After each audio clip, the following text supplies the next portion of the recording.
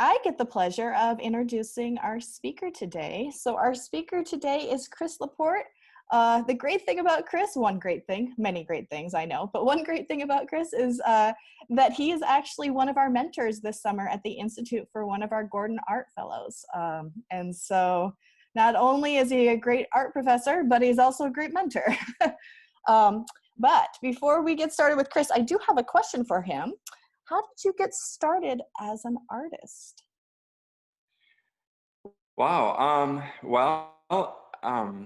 I think I have to thank my mom, who's a early childhood educator, to exposing myself and my sisters to a lot of creative projects. When we were very young, and I guess approaching, I was a Montessori kid and approaching really everything with an opportunity to be creative, and that carried over into a lot of my education, no matter what was going on. And I eventually, I guess like a lot of people in the Midwest, with work being work and what you enjoy being something you do separate.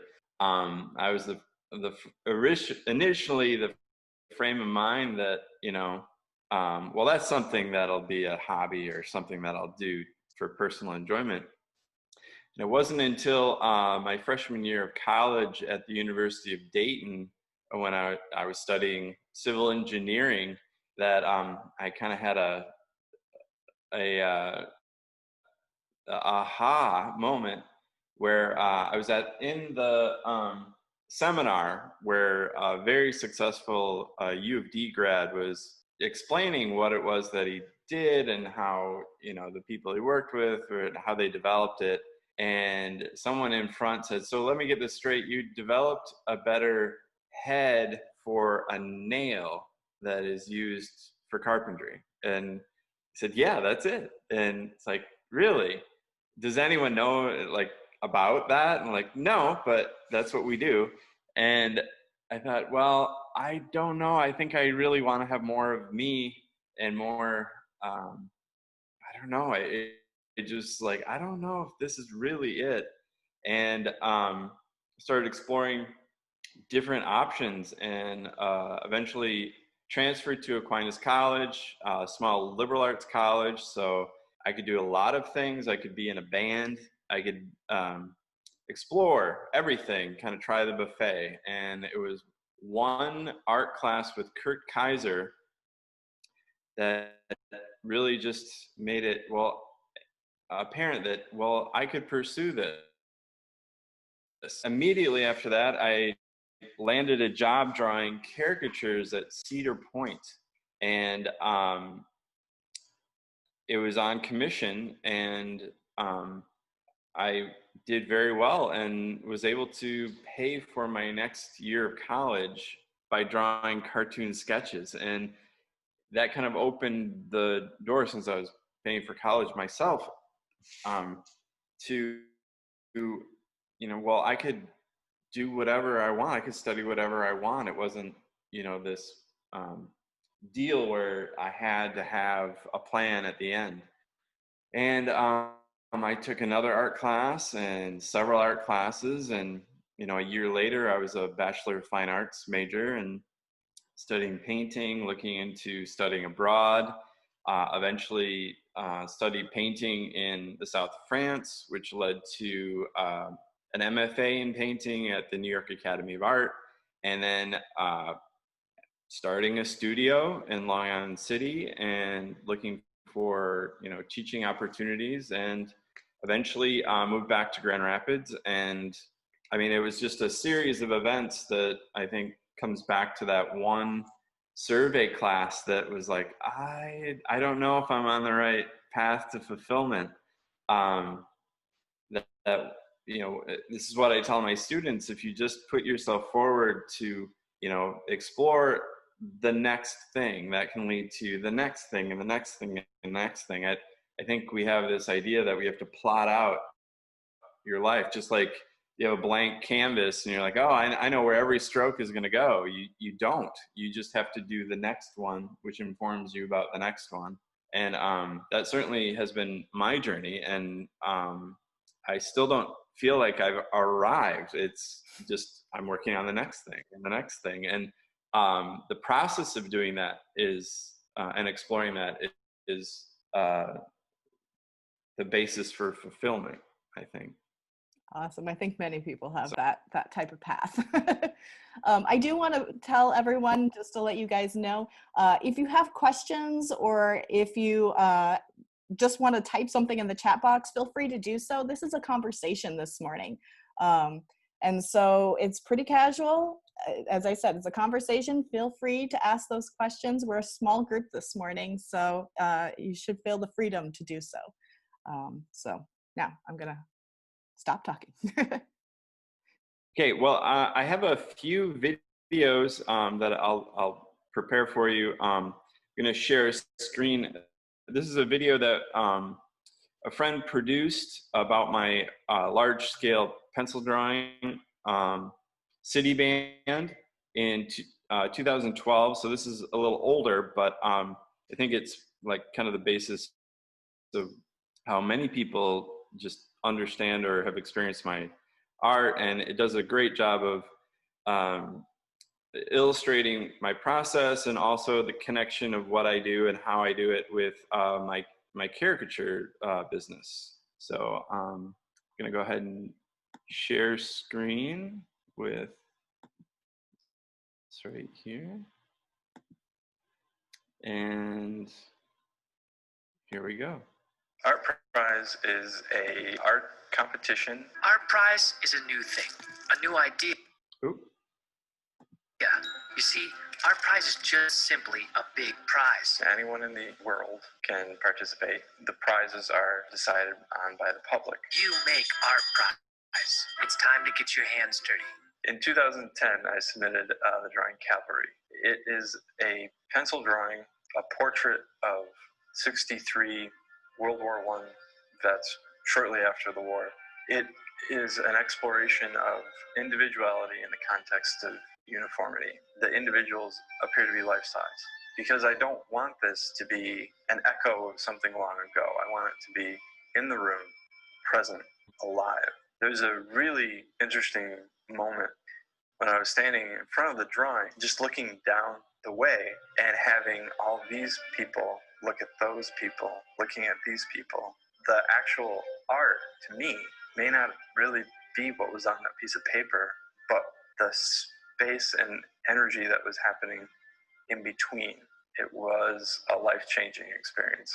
Conceiving, executing, and resolving this monumental work on paper that never would have really thought was possible. It ended up receiving first place for the competition, and it drew a lot of attention to what I've done and anticipation about what I might do next.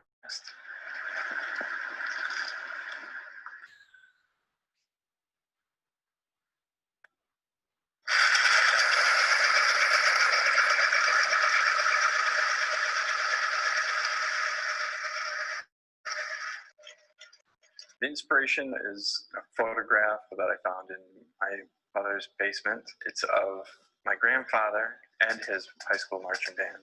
It's an 80-year-old thing that is damaged. A lot of the information is blurry. It's not there. Very much like the limitations of my own personal memory of him. When you're looking over items that could potentially be part of artwork, you look for things that hum. Certainly when I found that, it was humming and glowing, like there's something about this that resonates. Most everyone has gone through a high school experience, that awkward, how much of that experience definitely filters into who you are now. But while you're in it, it's all just happening. The way I make these drawings, I'm making many individual lines, relying on a grid system to move the imagery up to a big scale is pretty daunting. But if you increment it out into a series of panels, each one's a little victory, There is a lot of erasing and redrawing. It's not only necessary, it's also kind of the point. The greatest opportunity to learn is when you don't do it right. As my fine art experience has developed, so too has my experience with drawing caricatures. That's been the main mode of financial support through my adult life. I've probably drawn somewhere around 100,000 people.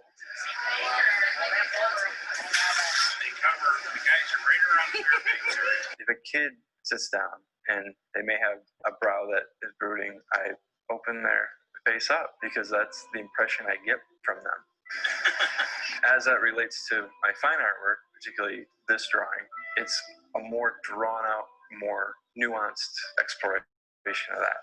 For instance, I'm thinking about a certain face, not just open, but open and sad and troubled and unsure.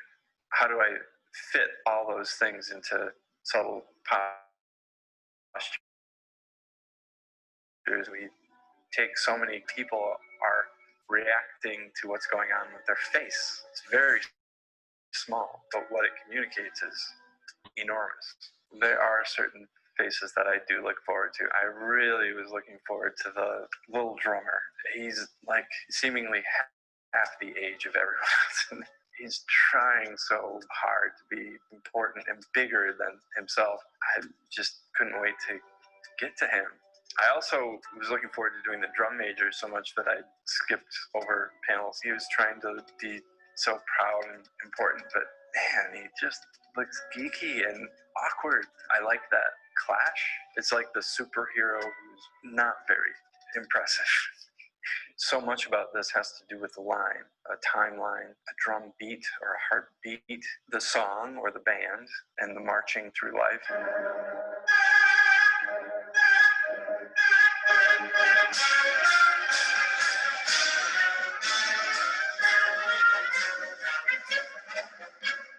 The fates, one of the fates fashioned the thread that is your life, and then there's the middle fate that weaves out of that thread the story of your life, and then the last fate cuts the thread, and that's your death. So much has to be about what it implies versus what it illustrates, which I think is what most of our experiences are with life. We have to kind of fill in a lot of blanks in order to make sense of things because so much is unknowable.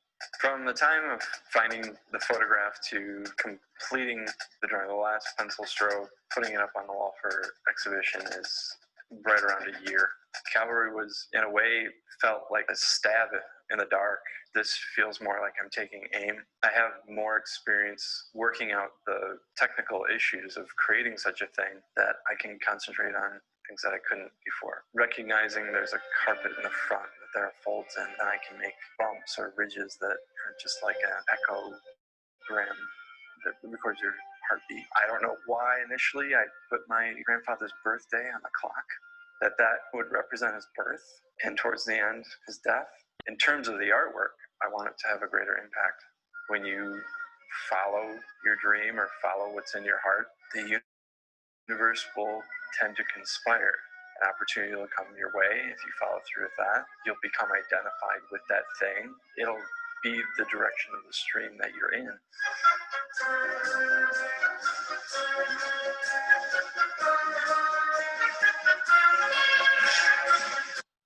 Okay, and I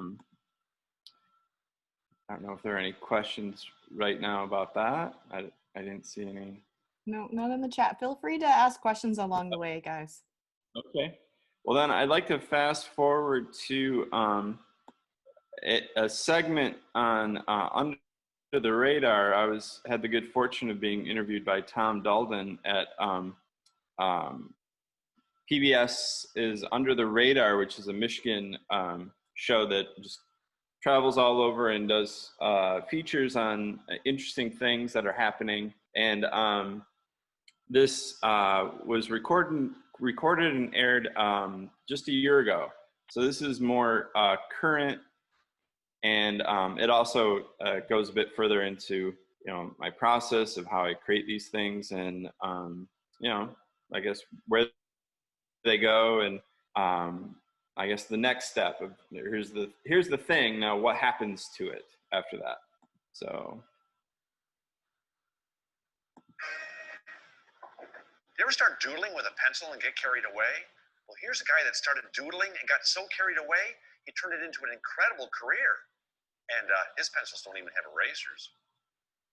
Meet Chris LaPorte, a college professor by day and doodler by night. When he was small, he started small. But as his talent grew, so did his drawings. Chris's colossal pencil portraits are displayed all over Grand Rapids. And if you see one, it'll completely stop you in your tracks. His attention to detail will grab more than just your attention. It'll grab your imagination, intellect, and soul. So just how do these enormous lifelike creations come to be? Well, sounds like a great question for the artist himself.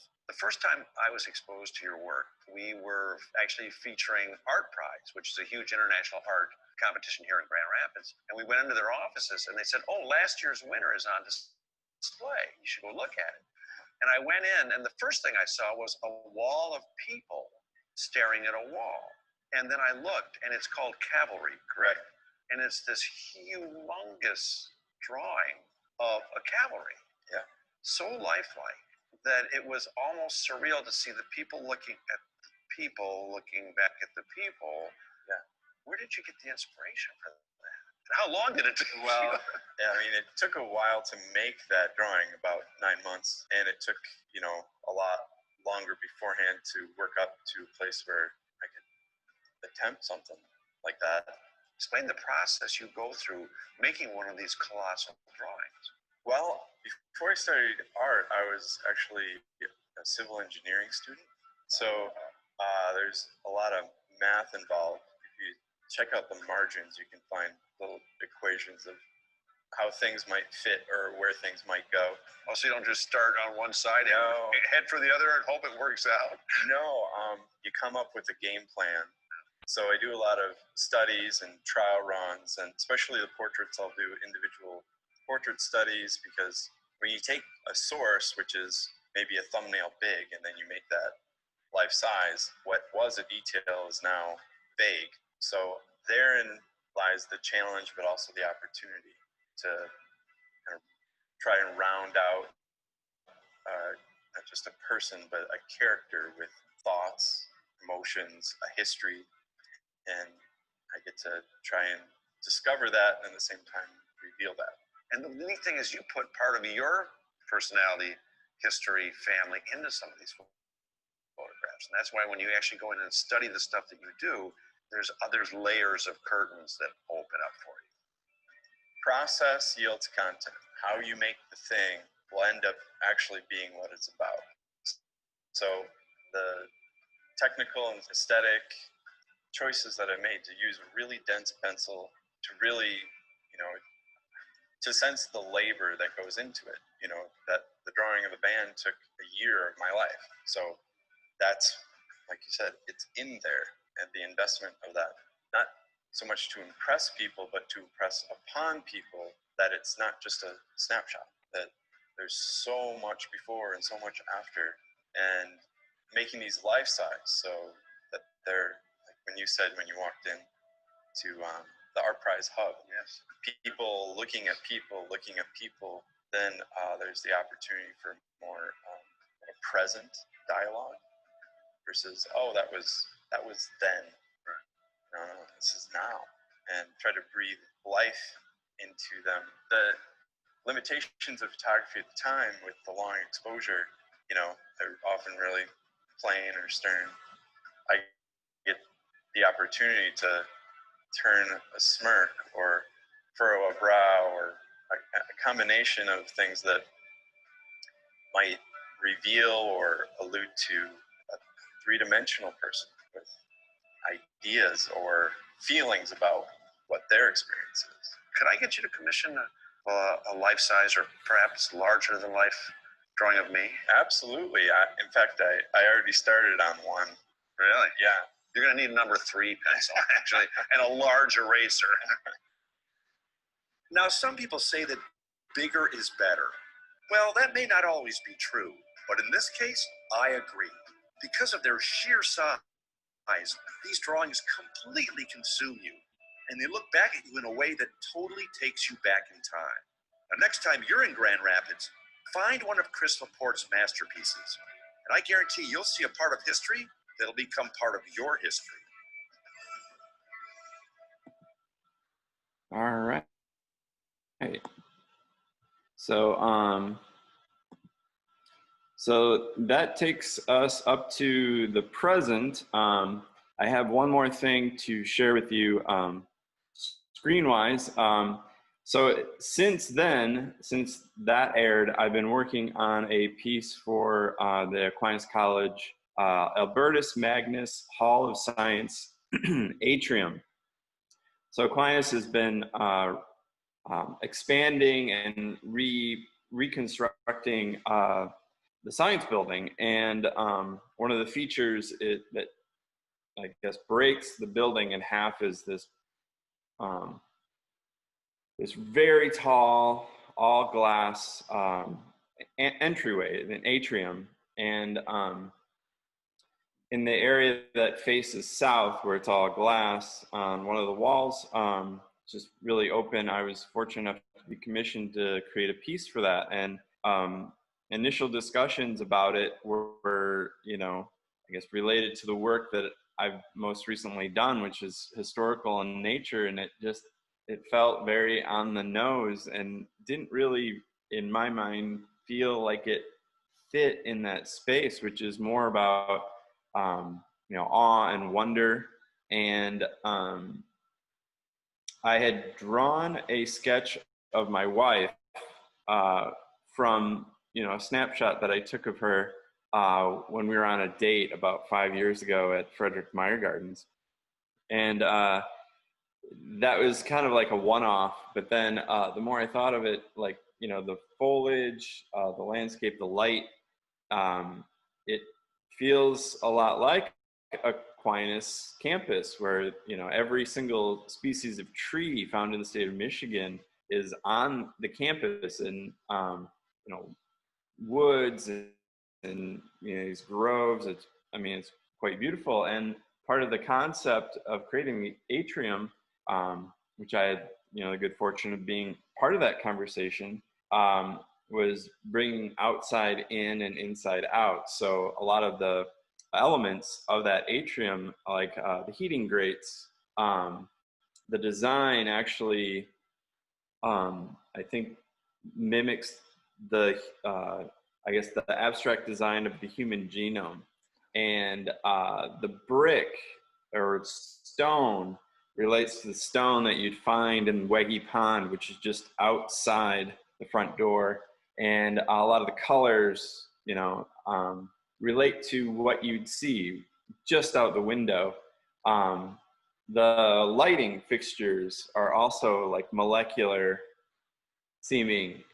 So using that, came up with a concept that related to, I guess, what happens in the building, where your initial experience, say as a student, is, oh wow, this is really wondrous and beautiful.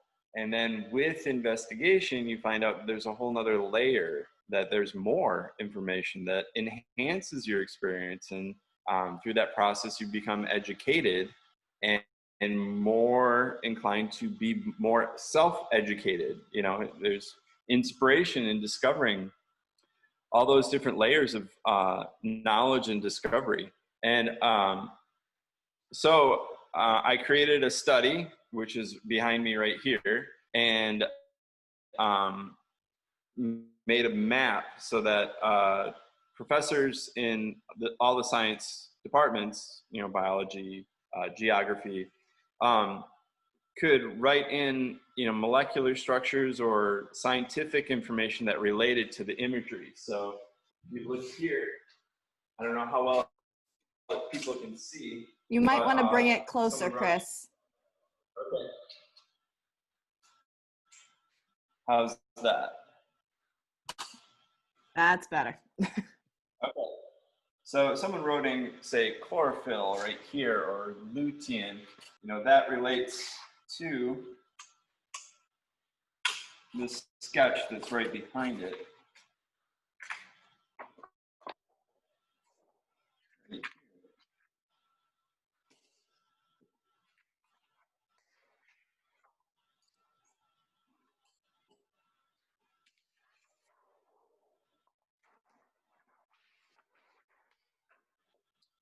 So I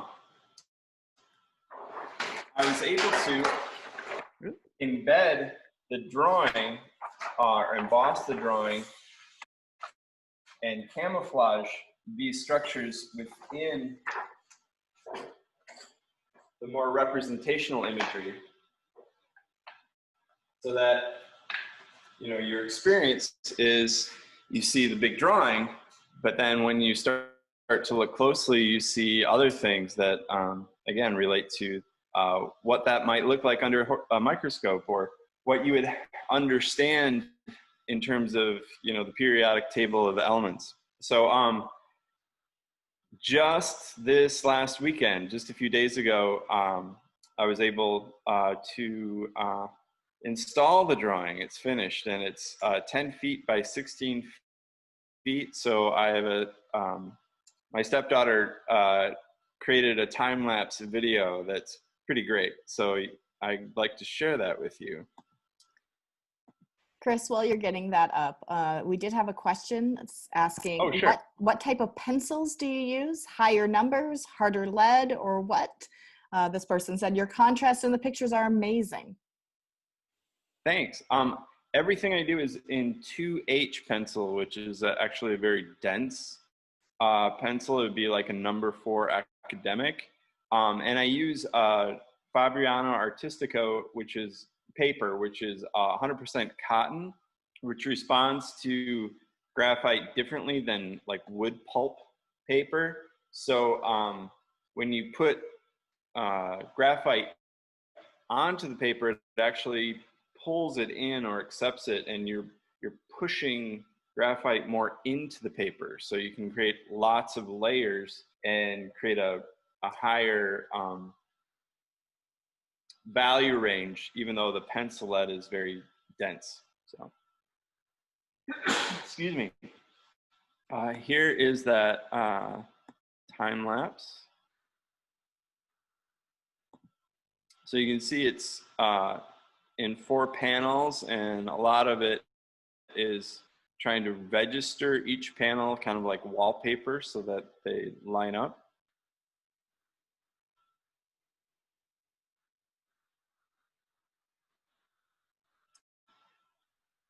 And there it is. And as I mentioned, this is actually a drawing of my wife, who's an AQ alum. And by right over here and right here, can you see the arrow? Yes, we can see the arrow. Can you see the arrow? That? Yeah. Are some dandelions that she actually drew into the picture. Water comes through. Our 2.5-year-old son did some scribbling, and I worked those abstract shapes into the water, and there's a little bit of a squiggle that kind of goes over the border that I left. So there's his mark. So this is also a family drawing. So there it is. And my next major project will be for the Masonic Lodge of Michigan, mostly based off of this photograph of some Grand Rapidian Masons who are all dressed in costume for the performance associated with the 3rd degree, which I believe is you become a full Mason when you receive the full degree. And part of the ritual is that they perform the murder of Hiram, gosh, I keep forgetting his name, architect of King Solomon's temple, who King Solomon commissioned some thugs to go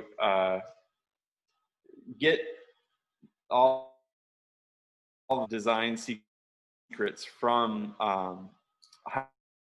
Hiram. He refused to to give that information out. So they ended up murdering him with his own tools. So this portrait, I will be on some of the figures, I'll be superimposing significant people who are significant to Michigan history who also happen to be Masons. And part of the challenge of, a lot of people don't know that Jerry Ford was a Mason, or Coleman Young was a Mason, or Joe Louis, or Louis Cass, or many people that are like, wow, there are streets named after this person.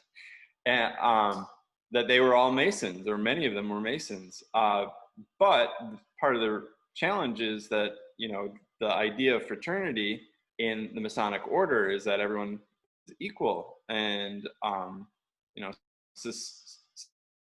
societal status or economic status doesn't, everyone has, an equal voice. So celebrating the individual is, in Masonic context, is not really a thing. But this way, because it's more about the fraternity, but also individuals within that fraternity, you can show that they are part of this history over time, and also emphasize that, well, here's Henry Ford, right next to Jack, who, was a plumber by trade, or something like that.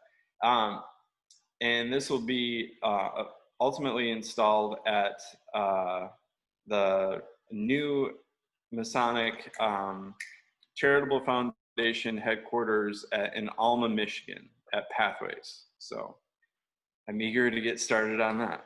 So you do have a couple of questions in the chat box. Oh, sure. Sure. One is from Rebecca. It looks like your shading is all cross-hatching. Do you do any blending? And is it only cotton paper that absorbs layers of graphite? Well, yes, I do cross-hatching, and that's intentional so that viewer sees the hand that makes it.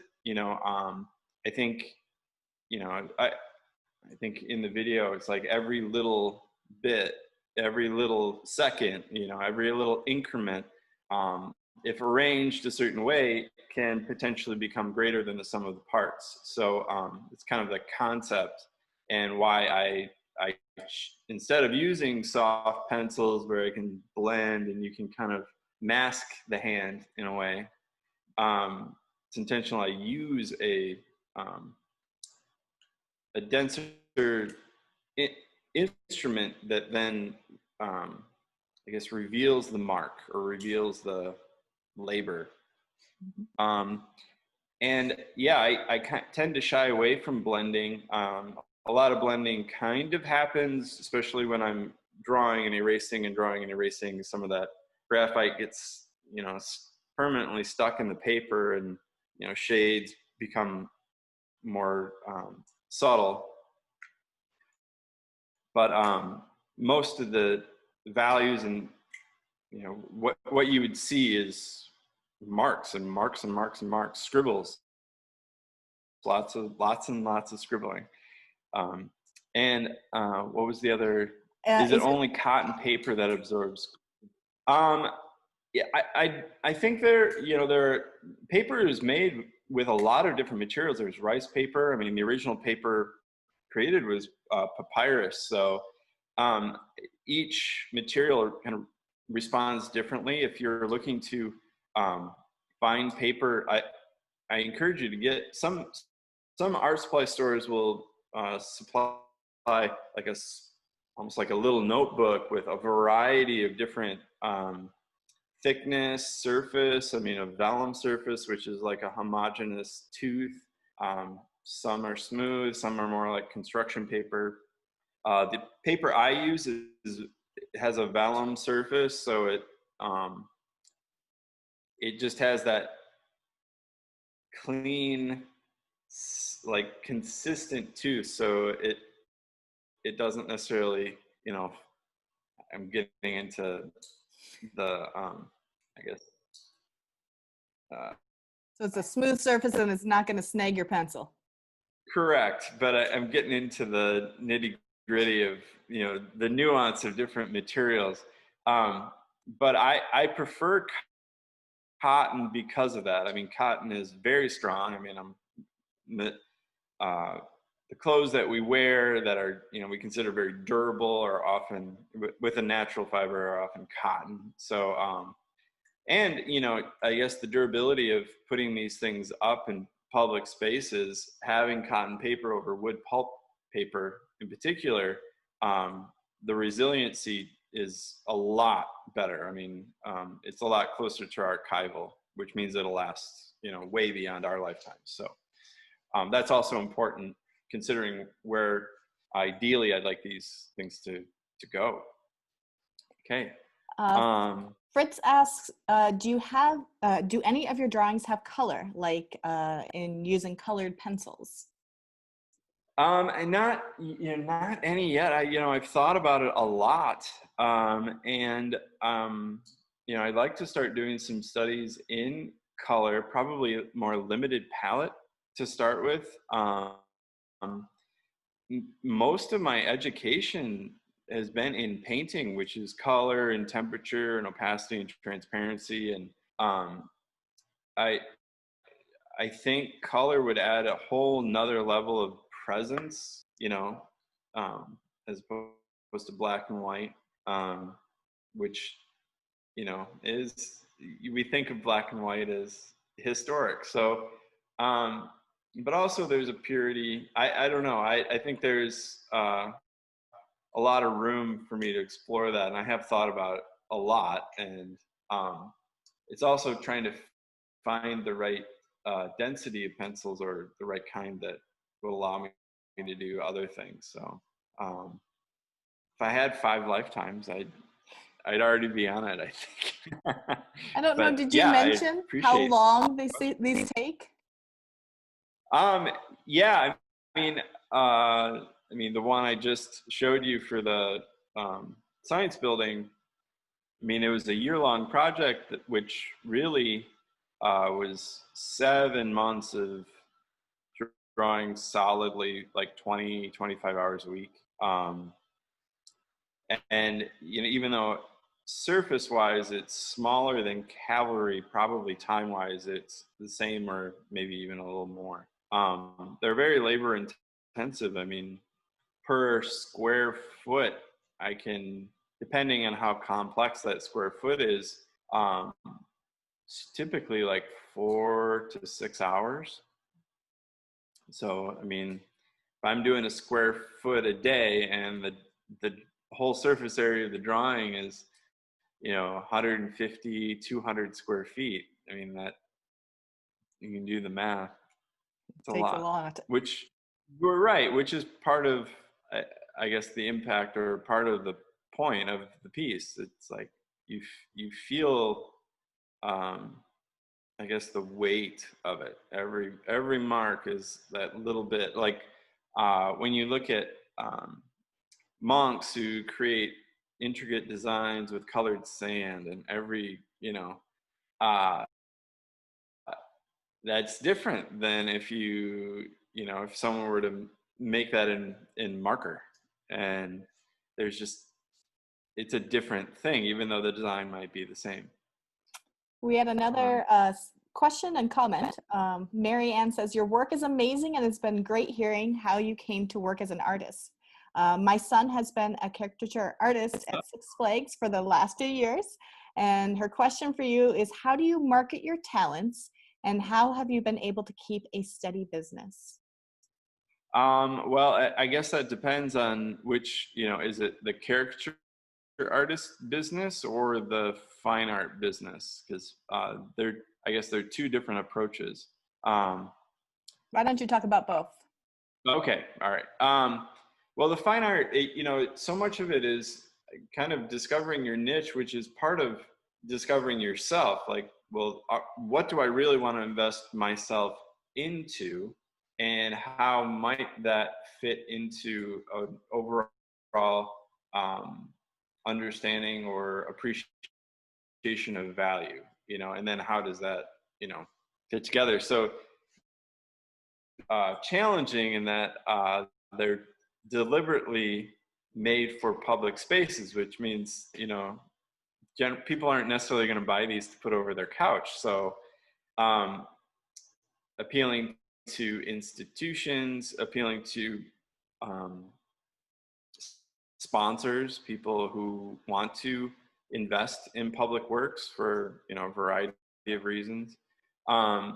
That's been the process for that, like finding basically Medici's to sponsor, you know, pieces for a public space, and then finding venues. And in that sense, it's kind of all or nothing. So if I have a project that's a year, I'm looking for the next and the next, so that, you know, ideally 2 or 3 years out, I'm, you know, got things lined up. But that's been a process in the last 10 years to realize that. As far as caricatures go, that's much more accessible and inclusive, and a lot of success I've had with that has been just renting space at art fairs and craft shows, events like weddings and parties. There's a whole network of caricature artists to solicit for that, and you can find a lot of help. And like a whole team of people or referral network of sketch artists. And those are the kind of things that people buy, and, you know, with expendable income, and then put in their, you know, kitchen, which, yeah, it's much more inclusive and accessible. So I know we talked yesterday about how your caricature business has changed a little bit with COVID-19. There is a question about COVID-19 era. Sure. How has your studio work changed during the COVID-19 era, and has your process changed, or have your work habits had to change? Well, with these last, the most recent commissions, with the Masonic Commission and the one for Aquinas College, I was able to use a lot of the funds for that to build the studio that I'm speaking to you from right now, instead of paying rent for a big space downtown. And that has made an incredible difference. It was last year at this time that this was being built, and I can't imagine how I would have finished or gotten to this point without that. I mean, so much of my time is at home, and I want to be home. I've got a tween and a toddler, and fortunately, you know, our house is 2 blocks from Aquinas campus, so everything is just kind of shrunk in terms of, like everybody, you know, your general circumstances of getting around have shifted. So I'm very grateful for the ability to, you know, the door's right there to go in and then upstairs and check in with the family. And then, you know, if Eli is having a rough time, I can spend time with him and then come back down. Or if I'm having a hard time sleeping, come down for an hour and get another hour in, which I would never get in my car and drive downtown to do.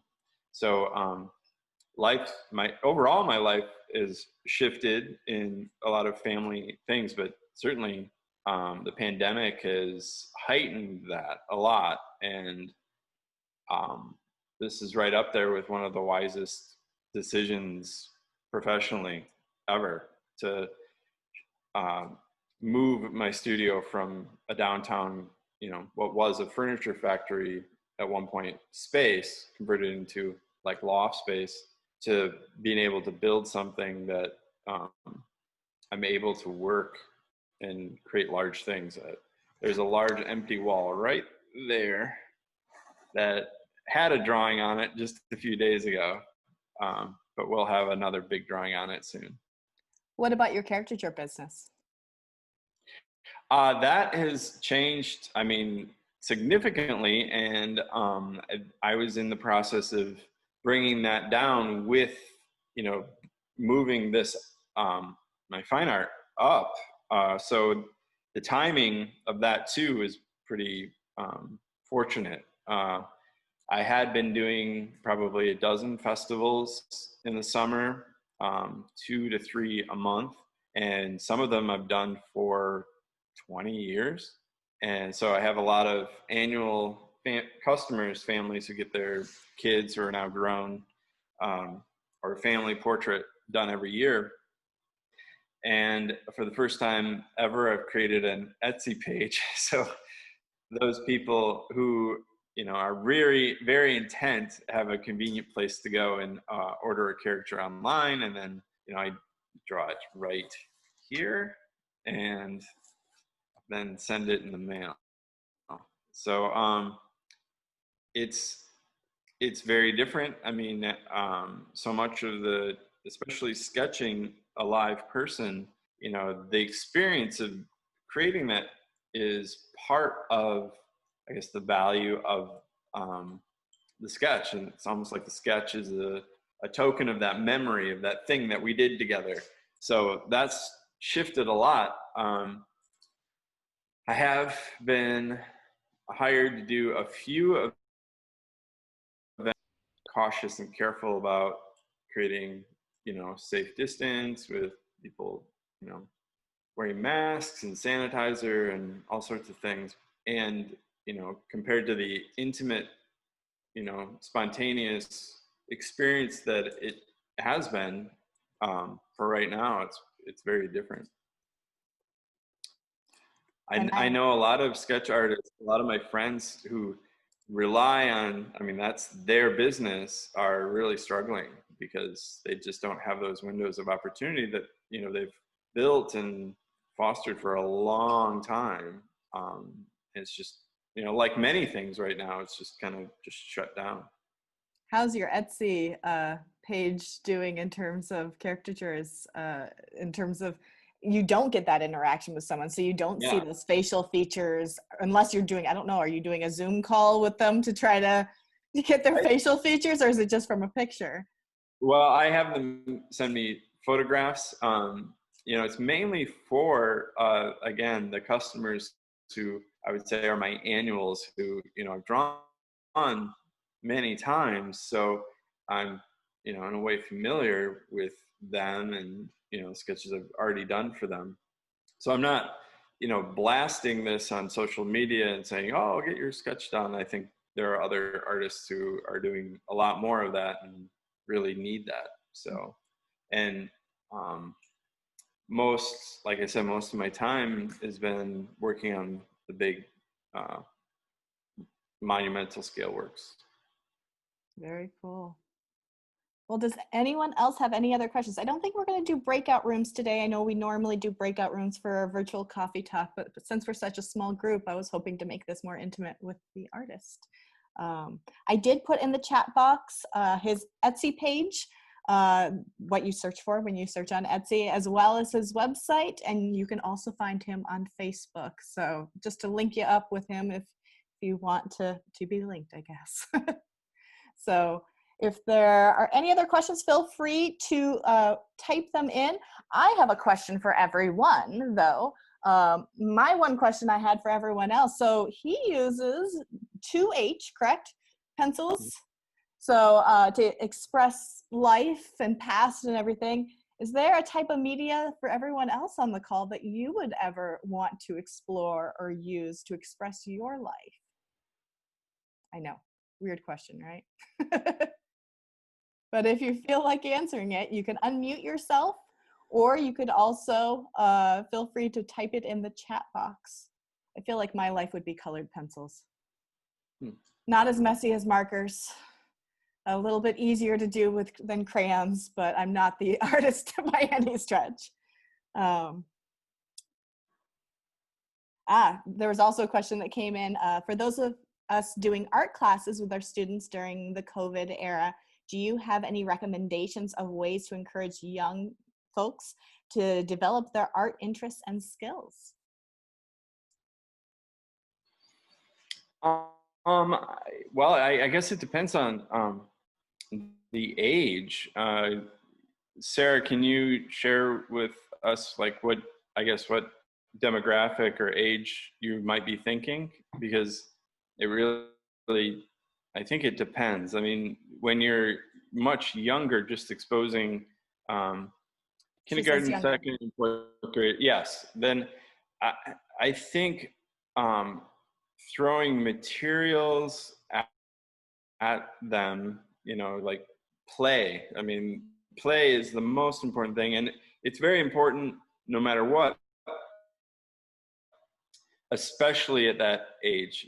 I mean, once you get to fifth grade, 12, then I think just worldview starts to shift into something that you're very concerned about the quality, an idea of quality, and experimentation becomes generally less. So any sort of, I think, materials that allow for a lot of play and discovery. So the kind of thing where, I remember my mom doing, like, I don't know if any of you are familiar with Helen Frankenthaler, but she's an abstract expressionist where you would hold paper and pour different colors and then kind of design by doing this, where there's a lot of happy accidents or things that you're not really sure how this is going to turn out. And that's part of the excitement.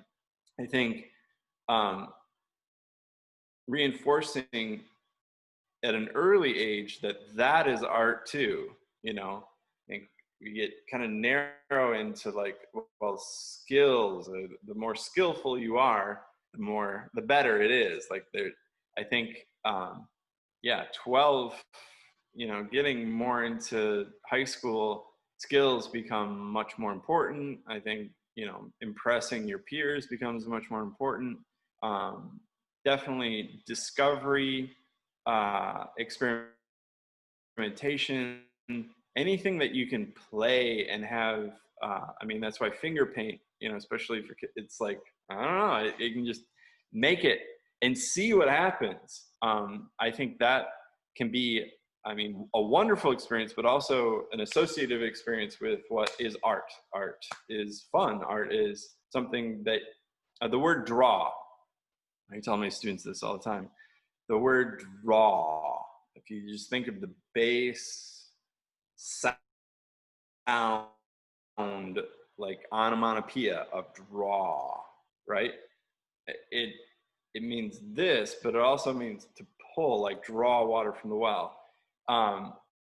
You're taking something that you didn't know was inside you and putting it out in front. And isn't that wonderful? And how cool is that? Any materials that allow for that to just, wow, I didn't know I was feeling this kind of angst. That's really great. How about that? I think has the potential to really inspire and motivate and get really anyone more into and confidently, self-interested. Like, well, I just want to do this for myself. Has the potential for that. So I do want to mention a couple of things. Rebecca has said she's been taking classes and learning drawing skills. She tends to use 4 through HB, it says parallels, but I believe pencils. I'm not sure on that. And I love them. I've never liked the H pencils, but now I want to try using them. So you've inspired someone to use something different. But I do want to mention, Rebecca reminded me, we do have a couple of art classes at the Institute coming up. So if you are interested in learning different art techniques, there is one on July 22nd. It's a Wednesday evening, and she teaches, it's a beginner's botanical drawing class. And so she's teaching basically how to use pens and pencils to do some shading and drawing, and we're focusing on poisonous plants during that class, just to have something to focus on. But that is actually, you need to register for that class by July 10th, so by Friday. So by tomorrow, because we are going to be sending out materials to people so they don't have to find their own art supplies. So if you're interested in learning how to do some just basic drawing from a different artist, from another artist that was actually one of our Gordon Art Fellows in the past, We've done one class with her this summer already, and this is the second class. And we'll have one more class with her on August 26th, also a Wednesday in the evening, and that will be a watercolor class. So if you're more interested in adding color to your drawing more than just black and white drawings, we're going to do that as well. So if you're interested in those classes, check them out on our Facebook page or our website. But as I said, the one for just drawing, pens and pencils, you do need to get your registration in by tomorrow, because we need time to send those materials out. So thank you for reminding me, Rebecca. I appreciate that. And I think unless anyone else has another question or anything else that you would like to say, Chris. Yeah, I think getting back to the art class in the COVID era, I think it's this may sound funny, but we happen to be in a global historical time. I mean, everybody is experiencing this in some way, and everybody is affected, and everybody will remember. And in different periods of history, when there have been pandemics or world events or war, or things that have been catastrophic and memorable and emotive, like there's so much going on inside of all of us that also connects us, that in some way there is this personal opportunity to get that out, but also another opportunity in that the people who may see that, what you create, go, oh, I know. And that is a powerful thing that whether it happens directly or indirectly, there's that outlet, but also that opportunity that we can, there's so much of this going on, and art, again, historically, but just empirically, has the power to connect us and bring us together and say, yeah, I feel you. I get that. And I think for students, especially where they don't necessarily have the developmental vocabulary to express what they're thinking or how they're feeling, giving them tools to express and discover and get something out, there's so much potential to create things that then other people will go, oh, I'm with you. We're together. Thank you. And it will have so much value.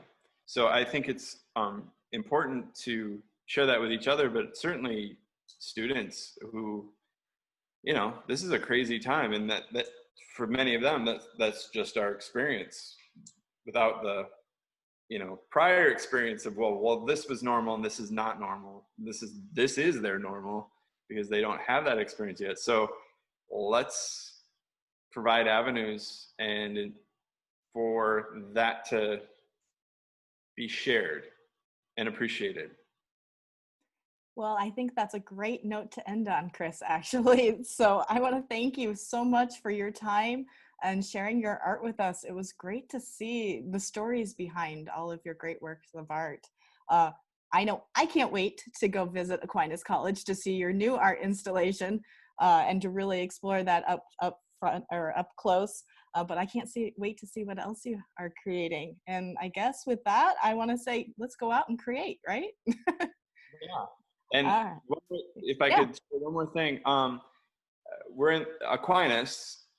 We're in the process of trying to create an indoor-outdoor exhibition for this fall, say end of September, early October. There'll be part of it will be this piece, but Chelsea Nix and her husband Mariano, who were the last artists to win ArtPrize, and Chelsea is also an Aquinas alum. We're working with her to create an outdoor exhibition of her work, the String Project, and several other artists who are connected to Aquinas Frederick Meyer Gardens, steel case and Wagyu Foundation. We're trying to put it together. I mean, it's challenging right now, but I guess look for an opportunity to see, whether we're open or, school is distant online learning, the exhibition will be accessible. That's, I guess, the goal, is to create something where people can see things and still be safe. ArtPrize is not happening this year. I think people are craving that sort of community, artistic, viewing experience. So we're working to put that together, and I guess look for that. If you're interested, if that interests you, and perhaps share that, because I think there's, the campus is beautiful. There's potential for it to be a really wonderful experience. And I just wanted to mention one more time that this program, if you didn't get a chance to see all of Chris's work and talk today, it's being recorded and it will be up on our YouTube page probably by tomorrow. So, all right, well, thank you and have a good day. Thank you.